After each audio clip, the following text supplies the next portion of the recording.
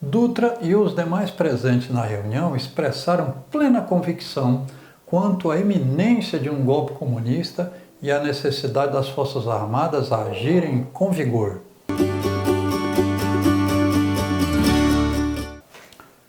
Salve pessoal em desenvolvimento. Você tem visto em discursos de pessoas de bem, patriotas, ou recebido mensagens pelo WhatsApp afirmando que os comunistas estão infiltrados em todas as instituições do país para levar o Brasil ao comunismo?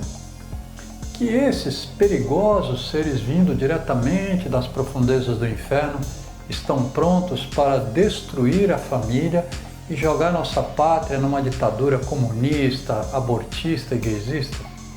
Se você é um religioso, um cristão esclarecido, não fanatizado ou fanatizada pelo bolsonarismo, atenção para o seguinte alerta. Você já ouviu falar do Plano Cohen? O Plano Cohen foi um documento falsificado por militares brasileiros com a intenção de ajudar na implantação da ditadura do Estado Novo em 1937, chefiada por Getúlio Vargas. Uma das maiores falsificações da história brasileira e um exemplo claro da ligação entre a mentalidade golpista de parcela da elite e a criação do anticomunismo no país. O tal plano foi falsamente atribuído à Internacional Comunista, que, segundo o criador do documento, tentaria derrubar o governo por meio de greves, do incêndio de prédios públicos e de manifestações populares que terminariam em saques, depredações e no assassinato de autoridades. O tal plano foi descoberto pelas Forças Armadas, permitiu rotular como comunistas e derrotar os que se opunham ao governo e, enfim, foi utilizado para legitimar o golpe de Estado que implantou a ditadura do chamado Estado Novo. Com a aproximação das eleições presidenciais marcadas para 1938, a ausência de um candidato que agradasse ao governo e a impossibilidade de estender o seu mandato, Getúlio Vargas e o general Eurico Gaspar Dutra passaram a planejar um golpe de Estado, mas que só funcionaria se aparentasse ser uma questão de necessidade nacional.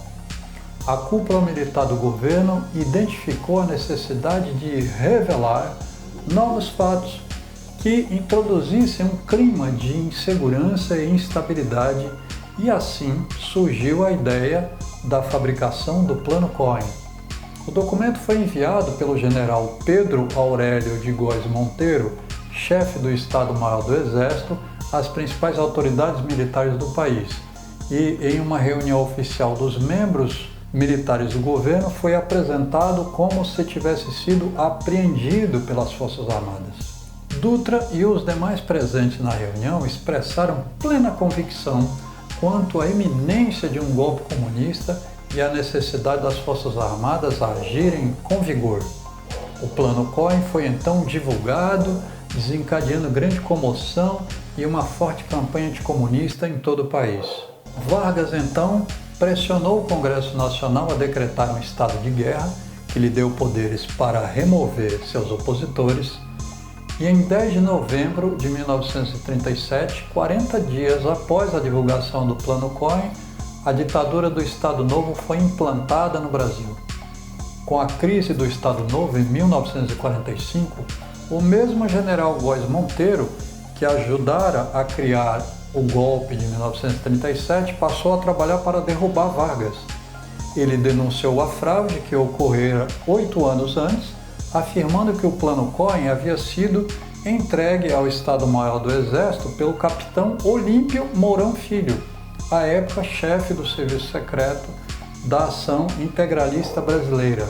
Mourão Filho confirmou ser o autor do documento, mas alegou tê-lo elaborado como uma mera simulação e acusou Góes Monteiro de ter se apropriado do tal documento e dele ter se utilizado indevidamente. Góes Monteiro, por sua vez, afirmou ter sabido da falsificação do documento desde o início, mas eximiu-se de qualquer culpa ao sugerir que um outro membro do governo o havia levado a público e afirmado que era verídico. Questionado sobre seu silêncio durante o golpe de Estado de 1937, Mourão simplesmente alegou ter respeitado a disciplina militar.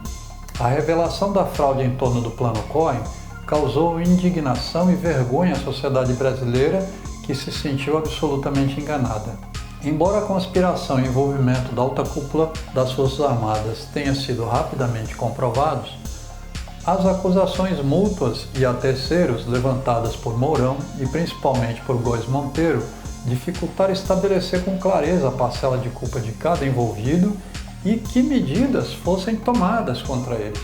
Como parte do seu legado, o Plano Cohen teve papel decisivo em fenômenos que se estendem até os dias de hoje, como a institucionalização do anticomunismo, parte central da identidade dos militares brasileiros, e o fortalecimento nos quadros militares da ideia de que ditaduras servem como instrumento de eliminação de adversários políticos e para governar.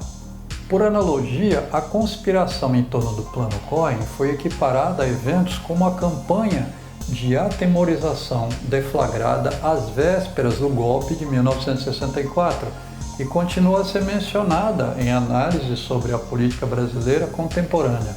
Quando você ouvir discursos nervosos propondo ataque aos comunistas para defender a pátria e a família brasileira, cuidado! Lembre da farsa criada com o Plano Cohen em 1937, lembre do golpe de 1964 feito com a justificativa de livrar o Brasil dos comunistas, lembre das bombas que explodiram no carro dirigido por um sargento e um oficial do Exército Brasileiro em 1981. Aquelas bombas armadas por membros do Exército matariam dezenas de pessoas no Rio Centro, um centro de convenções no Rio de Janeiro lotado de pessoas, para depois culpar os comunistas, criar pânico na população e então criar justificativa para que a ditadura militar, iniciada em 64, continuasse. Cuidado com os protetores da pátria e com o anticomunismo alardeado por eles, porque o objetivo é sempre manipular a opinião pública, tomar o poder do Estado e utilizá-lo em favor de um pequeno grupo de privilegiados.